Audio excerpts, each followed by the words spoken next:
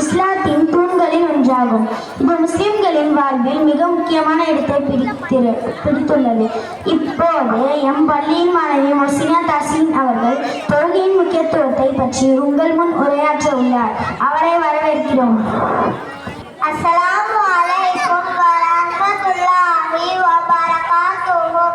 என் பெயர் முஹ்சினா தாசின். நான் 5ஆம் வகுப்பு படிக்கின்றேன். அல்ஹம்துலில்லாஹி ரப்பில் ஆலமீன். வஸ்ஸலாத்து வஸ்ஸலாமு அலா ரசூலிஹில் கரீம்.